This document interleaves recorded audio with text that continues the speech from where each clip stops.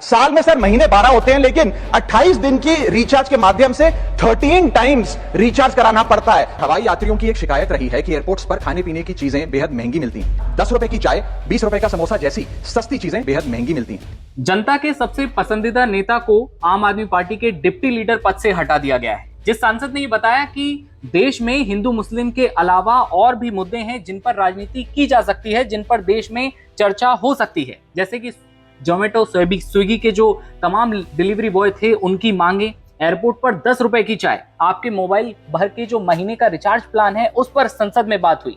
ऐसे कई मुद्दे जिन्हें राघव चड्ढा ने संसद में उठाया और देश की सबसे बड़ी पंचायत में आम आदमी पार्टी के डिप्टी लीडर पद से इसी सांसद को अब हटा दिया गया।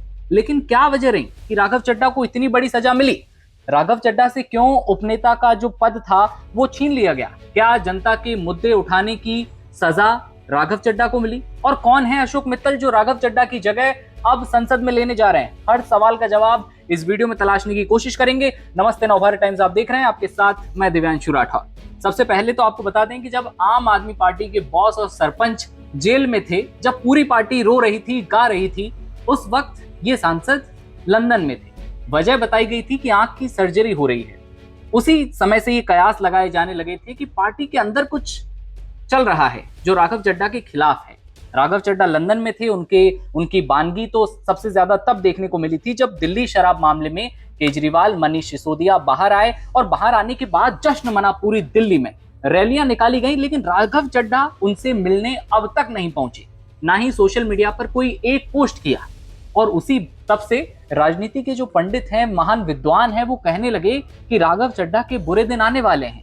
कहीं यही सांसद जो लोगों की बातें, लोगों के बड़े मुद्दे, सामाजिक मुद्दे संसद में उठाता है, कहीं वो उससे ये पद छीन लिया जाए। और यही होता है। आज यानी कि गुरुवार को पार्टी की ओर से एक लेटर जाता है, राज्यसभा में उपनेता का पद हटा दिया जाता है राघव चड्ढा के नाम से। और अब आते हैं अशोक मित्तल। कौन है अशोक मित्तल जो कि लगातार अब सामने आ रहे हैं? इनका वास्ता किसी बड़े कारोबारी या उद्योगपति से नहीं रहा, बल्कि ये पुत्र थे एक छोटे से कारोबारी मिठाई व्यापारी से।